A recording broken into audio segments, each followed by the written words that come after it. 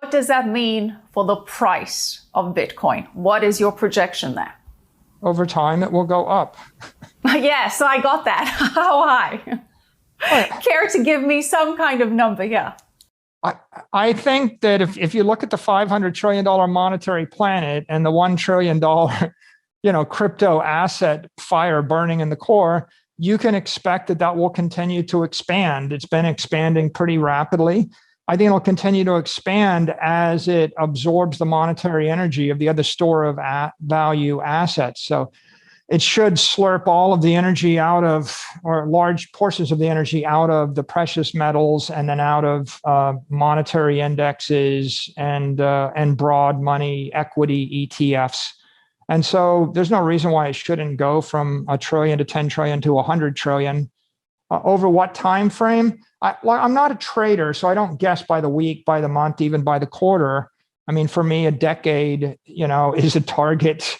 And I'm expecting that this thing will just continue to grow for my lifetime. I don't see any reason why it won't stop growing, because it's for the first time in the human race's history, and first time in 5,000 years, we figured out how to create digital scarcity on an open network.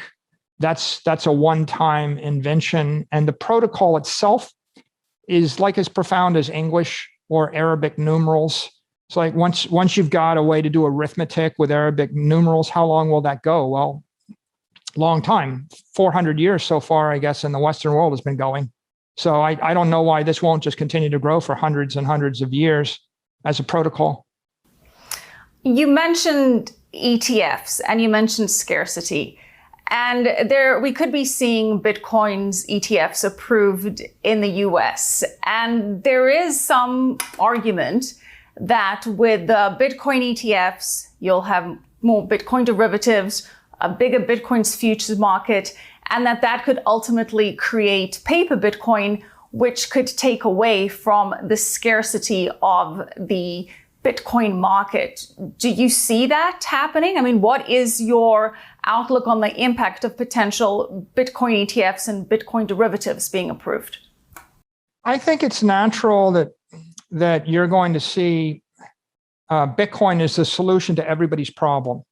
The big tech companies need an open monetary network to build the next generation of products. So like Square Cash, PayPal, eventually Apple, Google, Facebook, they have to build Bitcoin into their mobile wallets because they need this universal digital asset on a protocol, on a global network. All the finance companies, the insurance companies, the fund companies, et cetera, they need to build Bitcoin into their finance products. So if you have a savings account without Bitcoin in it, right, the Bitcoin savings account yields 160% a year for a decade, and the other conventional bank savings accounts yield 15 basis points. So it's pretty clear that if you don't have a savings account with Bitcoin built into it, all the assets are going to flow out of your bank. If you're Fidelity or PEMCO and you have mutual funds, you're going to build Bitcoin into your funds. The ETF is the plain vanilla. So Fidelity's filed for a Bitcoin ETF, as have like 8 other entities. But why wouldn't you build Bitcoin into your bond fund? If you look at the performance of bond funds, they're hideous over the last decade and especially over the past year. If you look at all treasury funds, all treasury applications, if you have a monetary inflation rate of 15% to 20% a year, and we have that right now, and if the treasury yield on most of these funds is 1%, 2%, 3%, you have a negative real yield of 15%. So you've got a negative real yield on all the cash instruments and all the bond funds that is minus 10 to minus 15% or more. So as a matter of preservation, I think that the solution is you put Bitcoin into the bond fund, you put Bitcoin into the mutual fund, you put Bitcoin into the bank, you put Bitcoin into the mobile app. If you're an insurance company, I'm going to sell you life insurance. I'm going to take your premiums. I'm going to invest them in a swap. A 30-year swap yields, let's think about it right now, 220 basis points, maybe? Yeah, 2.2% interest. That's what I'm going to get. Now, if I invested those premiums in something that yielded 20% interest, presumably the cost of your insurance policy goes down by a factor of 10. Well, Bitcoin's been running a lot more than 20%. So what if I told you I can give you a life insurance policy which costs you 1/20th of your current one? Or what if I told you I'll give you a life insurance policy that pays off 25x more than your current one? Presumably, I'm going to obliterate every life insurance policy, every insurance policy in the world. So the insurance companies are going to want to build a thermodynamically sound asset, a deflationary appreciating asset into insurance, just like the banks need it. Just like if you're going to lend or securitize against it, you want good liquid collateral. Bitcoin's the best collateral you could imagine. So I'm not concerned that it's a negative. I think that it's scratching the surface. Like the Bitcoin ETF will come along. It's one derivative. There's going to be hundreds of derivatives that'll be built on top of Bitcoin. Bitcoin is like base layer, the layer one of the money, and the layer two, the scalability for the civilization, it won't come from Bitcoin because Bitcoin it's capped at 350,000 transactions a day. Now, you could say, the critics say 350,000 transactions, that's not fast enough to be a currency. Correct. It's not fast enough. Well, if I could move an aircraft carrier every 150 milliseconds for the rest of your life, and I could teleport it anywhere on Earth, it'd be fast enough to win a war. If I could move all of Manhattan 7 times a second anywhere in the universe, that'd be pretty powerful.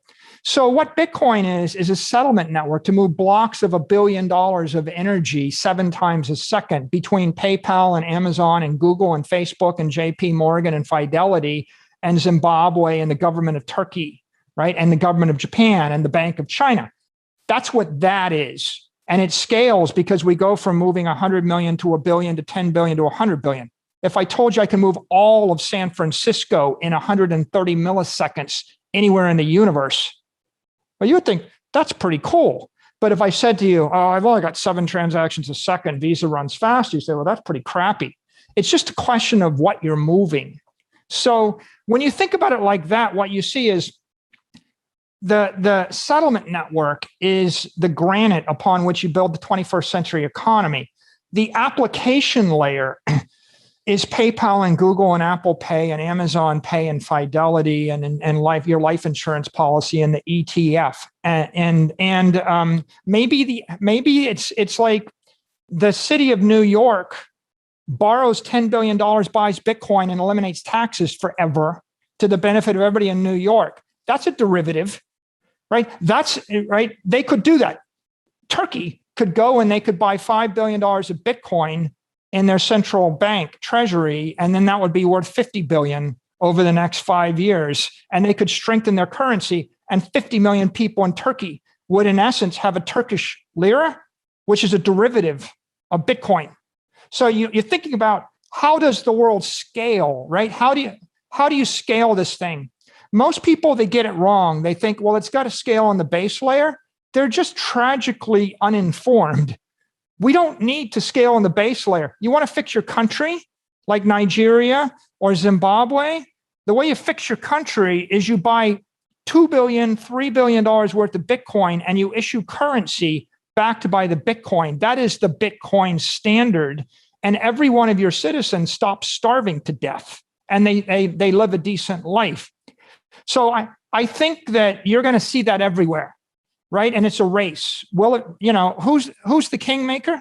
Bitcoin's the kingmaker. If Facebook adopts Bitcoin before Apple, it's good for Facebook. If Facebook doesn't, it's good for PayPal. If PayPal doesn't, it's good for Square. If Apple does, it's bad for Google. Right. So there's going to be a battle between big tech. There's going to be a battle between Fidelity and PIMCO.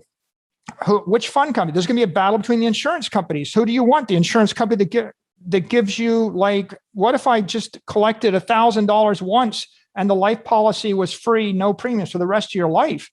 Wouldn't I want that one, the free one?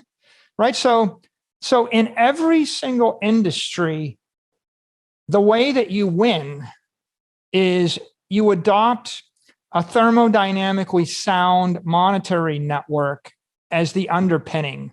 You're going to build Manhattan, build it on granite. what is Bitcoin? Bitcoin is granite in cyberspace, right? It's the most stable property in cyberspace. So any country, any city, any company, any individual, any product, any service can be enhanced by plugging it into that network and then relying upon that as the source of energy in order to differentiate in a competitive world.